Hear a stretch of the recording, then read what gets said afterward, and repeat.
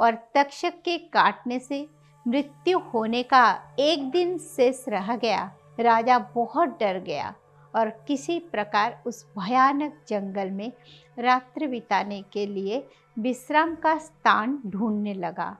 श्री सुखदेव जी महाराज ने कहा कि हे राजा परीक्षित, ये बड़ी भारी मूर्ख तो स्वयं आप ही है।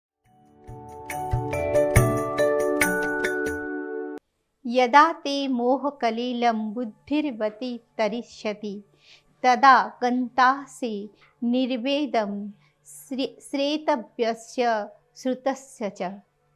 ज्ञान की प्राप्ति के लिए बुद्धि को मोह के दलदल से निकलना आवश्यक है। नमस्कार, उदय इंडिया डिजिटल में आपका स्वागत है। मैं हूँ उपल्य अपराजिता। मोह एक ऐसा दलदल है जो कि बुद्धि को खींचकर अपने अंदर समाहित कर लेता है और फिर विवेक नष्ट हो जाता है। लेकिन ये मोह क्या है और इसका स्वरूप कैसा है, इस पर श्रीमद् भागवत पुराण में एक कथा मिलती है। ये प्रसंग तब का है जब अभिमन्यु के बेटे और पांडवों के वंशज परीक्षित को श्राप मिल चुका था, जिसके अनुसार उन्हें तक्षक नाग द्वारा डसा जाना था। परीक्षित को मोह से मुक्त करने के लिए सुखदेव जी उन्हें भागवत कथा सुना रहे थे। लेकिन जब 6 दिन बीत गए और तक्षक के काटने से मृत्यु होने का एक दिन शेष रह गया, तब भी राजा परीक्षित का शोक और मृत्यु का भय दूर नहीं हुआ। अपने मरने की घड़ी निकट आता देखकर राजा का मन क्षुब्ध हो रहा था। तब सुखदेव जी महाराज ने परीक्षित को एक कथा सुनानी आरंभ की। राजन, बहुत समय पहले की बात है। एक राजा जंगल में शिकार खेलने गया। संयोगवश वो रास्ता भूलकर घने जंगल में जा पहुंचा। उसे रास्ता ढूंढते ढूंढते रात्रि हो गई और वर्षा होने लगी। राजा बहुत डर गया और किसी प्रकार उस भयानक जंगल में रात्रि बिताने के लिए विश्राम का स्थान ढूंढने लगा। कुछ दूरी पर उसे एक दीपक जलता हुआ दिखाई दिया। वहां पहुंचकर उसने एक बहेलिये की झोपड़ी देखी। वो बहेलिया चिड़ियों को पकड़ने की चक्कर में एक पेड़ से गिर गया था और ज़्यादा चल फिर नहीं सकता था। इसीलिए झोपड़ी में ही एक और उसने मल मूत्र त्यागने का स्थान बना रखा था। अपने खाने के लिए जानवरों का मांस उसने झोपड़ी की छत पर लटका रखा था और झोपड़ी बड़ी गंदी, छोटी, अंधेरी और दुर्गंध युक्त थी। उस झोपड़ी को देखकर पहले तो राजा ठिठका, लेकिन उसने सिर छुपाने का कोई और आश्रय ना देखकर उस बहेलिये से अपने झोपड़ी में रात भर ठहरने देने के लिए प्रार्थना की। बहेलिये ने कहा कि आश्रय के लोभी राहगीरी कभी कभी यहाँ आ भटकते हैं।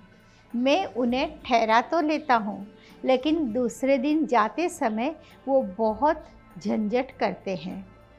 उन्हें इस झोपड़ी की गंध ऐसे भा जाती है कि फिर वे उसे छोड़ना ही नहीं चाहते और ऐसे में ही रहने की कोशिश करते हैं एवं अपना कब्जा जमाते हैं।